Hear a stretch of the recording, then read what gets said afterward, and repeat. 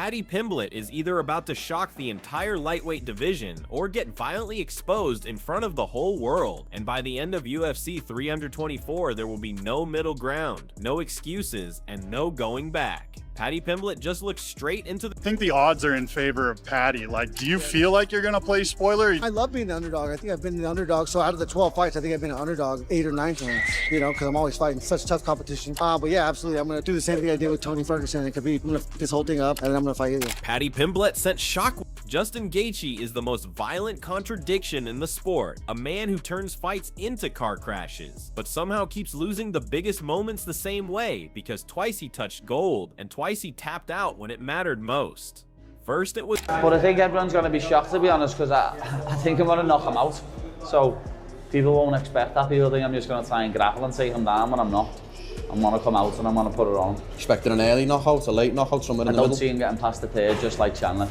Paddy keeps saying he's not the same fighter anymore, that the version people remember is outdated, and he points straight to the Michael Chandler fight like it's evidence in a murder trial. He didn't just win that fight, he stayed calm under fire, managed chaos, and proved he can survive hell without panicking. And he believes that momentum is carrying straight into Vegas whether people like it or not. There's a reason he keeps mentioning Chandler specifically, and in a minute I'll tell you why that compares. Justin, I know the last time you won that interim belt, you threw it on the ground in the cage, says it wasn't the priority for you. Do you have different feelings towards it this time and what it could mean at this point in your career? Yeah, I mean, it wasn't that it wasn't a priority. It was that I knew Khabib was next. And if I was going to sit there and think that I was any kind of champion with that belt, with Khabib being next, I think I was, you know, going to be foolish. I needed that mindset to prepare for that fight, and he beat me.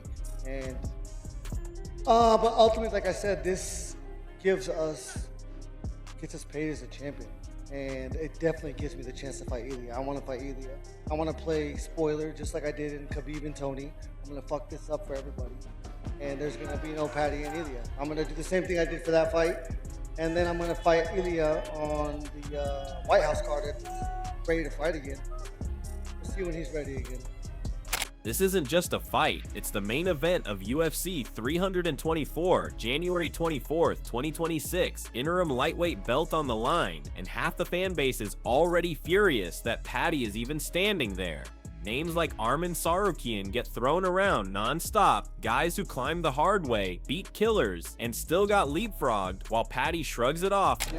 But I think everyone's going to be shocked, to be honest, because I think I'm going to knock him out. So people won't expect that. People think I'm just going to try and grapple and take him down when I'm not. I'm going to come out and I'm going to put it on. When the debate exploded, even champions couldn't ignore it, and Alex Volkanovski quietly dropped a line that shook people more than trash talk ever could. He admitted Gaethje is dangerous again, brutal again, scary again, but he also said something nobody expected, that he simply can't bet against Paddy anymore. To him, this was the beginning of something bigger, not the peak. People are upset that Paddy Pimblett's getting the title shot versus Gaethje instead of Arman. What's your take on that? I don't know. I don't follow that too much, like that politics and that stuff. I mean, I don't know what makes it make sense. I mean, but it'll be a good fight, and Arman and Gaethje have to fight the winner. So who do you got in that fight? Do you have Paddy or do you have Gaethje? You know, I'd like to see. I like both guys, so it's an interesting fight. You know, it'll be an interesting fight. I always make you pick one. You got to pick one. You got Paddy or you got... You know, I'd like to see Gaethje pull it off. You want to see Gaethje pull it off? I think Paddy's becoming... Tony Ferguson saw it differently, not technically, but mentally, and that's where this gets dark. Gaethje has lived this nightmare twice already. Interim gold, title dreams, public heartbreak, while Paddy is walking in with nothing but excitement and hunger and zero scars from championship failure. Tony thinks that emotional weight doesn't disappear, it lingers, and when pressure hits, it chooses sides, and he believes— Paddy's not bad, dude. Paddy's not bad. He's very beatable, and Gaethje's very beatable as well. But when it goes into the passion and how upsetting Justin Gaethje has always been about not getting that real title shot, and they just keep dangling it right there again, Paddy's in for a new treat, right? Paddy's the one that's never fought for a belt. He's going in there. He's going to be trying to, get that stuff. He's going to feel a little bit more fresher. He's going to have that little bit of excitedness, in my opinion. Then Din Thomas came in cold and ruthless, calling this Paddy's one real window, his best and maybe only chance to ever touch UFC gold. He flat out said Paddy matches up better with Gaethje than with monsters like Sarukian or Tapuria, because those guys are younger, sharper, and evolving faster. Paddy Pimblett, Justin Gaethje fighting for the interim title. Whoever wins that fight will move on to fight Ilya, and I don't think that there will be a title defense for the interim title. If I was to guess, if I was to bet, there will be no title defense of the interim title. I think that the next fight for whoever wins between Paddy and Justin, I think their next fight will be Ilya Taporia. So do not think they will defend the interim title. So good movement and clarity at 155 pounds. I feel for Arman Sarukian, but this fight's going to be incredible. Eddie Alvarez took it somewhere else entirely and basically said skills won't save you if your camp lies to you. He warned that Gaethje's pressure can't be simulated unless you live in it every single day, unless you train with people who refuse to back up and hit you back harder every time. If Paddy hasn't felt that chaos already, Alvarez believes he won't have time to learn it on fight night. And That night 8 years ago, what's like the first thing that comes to mind when you think of that fight with Justin? That I'm glad it's over and I never want to do it again. I'm like, the fans don't ever ask for a rematch or anything like that, because that would have never. I'm glad. He's unique, man, and he's one of my favorite guys to watch. So but if you want to beat Justin Gaethje, you have to. So he's a forward fighter and a pressure fighter that he will stand in the pocket. And he's gonna throw everything he got in that pocket. If you don't meet him, you'll get chewed up. So Paddy, the way to beat a guy who does this, very violent, aggressive pressure fighter, you have to meet him. You have to throw when he throws. So you got to be brave, and you have to go when he goes in between his shots.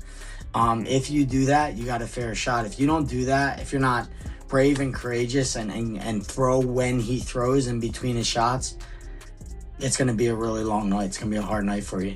Matt Brown didn't even focus on the fight. He aimed straight at the system, saying this interim title feels more like marketing than merit. He pointed out that Paddy hasn't beaten the division's best, while others did everything right and still got pushed aside, and he joked that soon follower counts might matter more than wins. It sounds funny until you realize how many people quietly agree with him, and how much pressure that puts on Paddy to prove this wasn't a mistake. About the direction of matchmaking. They're not even, they're just basically saying Paddy's more popular, you're getting it over Arman.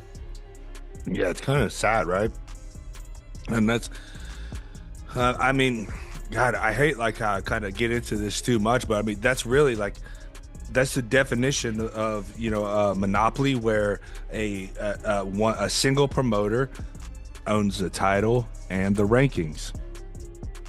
And it's not a good thing for the sport, in my opinion. And I have to question what it's going to do for the longevity of the sport. I don't think in the short term it's really going to make a big difference, right? It's going to sell the next fight, right? It's going to sell the next pay-per-view. But trends tend to come and go, right? Fads tend to come and go. At some point, to have staying power and lasting power, I think it requires, a meritocracy-based system. It's going to require, some, if you want to bring in guys like Arman Sarukian or Movsar Evloev, I always mess up how I say his name. You want to bring in these Olympic wrestling level guys. I mean, they don't want to have to go out there and put on some ridiculous show to become a champion. They don't want to have to go on Instagram and start a podcast and make whatever kind of skits on social media and this silly kind of stuff. They just want to be a world champion because they want to be the best athlete. And that's what makes me wonder how the staying power is going to be, right? When you're dealing with guys that are, legitimate athletes that want to be legitimate athletes, and they're getting passed up by guys that are entertainers.